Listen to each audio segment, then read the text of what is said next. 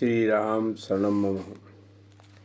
हम प्रतिदिन यह स्वीकार करते हैं कि यह मेरा शरीर है, यह मेरा मन है, यह मेरी बुद्धि है।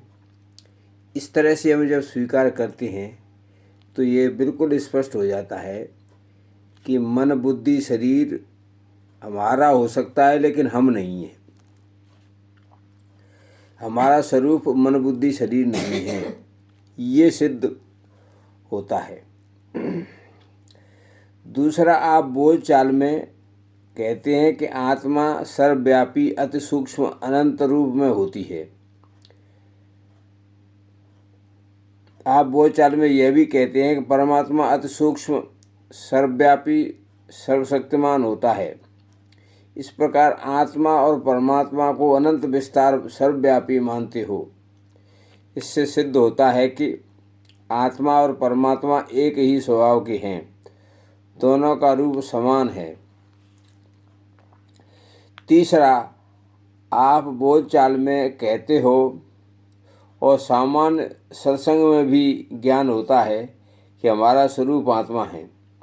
उक्त तीन बिंदुओं को समझने व जानने में कठिनाई नहीं है।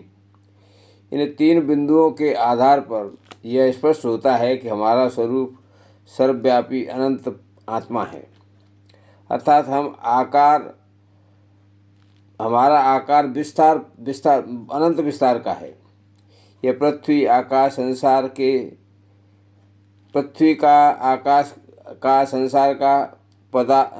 संसार के पदार्थों का सीमित आकार है। इससे सिद्ध होता है कि संसार हमारे अंदर है, हम संसार के अंदर नहीं हैं।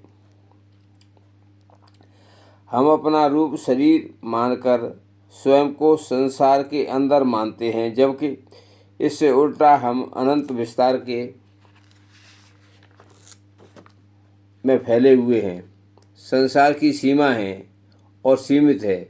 इस धारणा से सिद्ध होता है कि समस्त सौर मंडल अनंत आत्मा में समाहित है, अर्थात हमारा स्वरूप सीमित नहीं है। हमने स्वयं को सीमित मान लिया है। यह ब्रह्म माया कहलाती है। हम मायावश स्वयं को संसार के अंदर मानते हैं, जबकि वास्तव में संसार हमारे अंदर एक छोटे से भाग में स्थित है। आगे सोचो कि मायावश स्वयं को सीमित मान लेना अज्ञान है।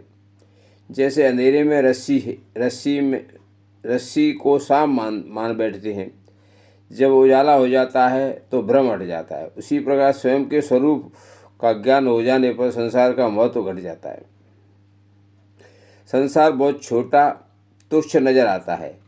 अपने स्वयं के सामने संसार के परिवर्तन हमारे अनंत विस्तार को प्रभावित नहीं कर सकते हैं। इसलिए संसार शरीर मन बुद्धि के विकार हमें प्रभावित नहीं कर सकते हैं। हम ब्रह्मवश स्वयं को शरीर मानने लग जाते हैं तो शरीर मन के विकारों को अपने विकार मानने लग जाते हैं। यही माया है, यही अज्ञान है। अज्ञान हटते ही स्वयं का सही रूप दिखने लग जाता है। फिर स्वयं बंधन मुक्त हैं और बंधन मुक्त भी हैं और अनुभव करने लग जाते हैं। यह मुक्ति का अनुभव मात्र जानकारी या ज्ञान से ही हो जाता है।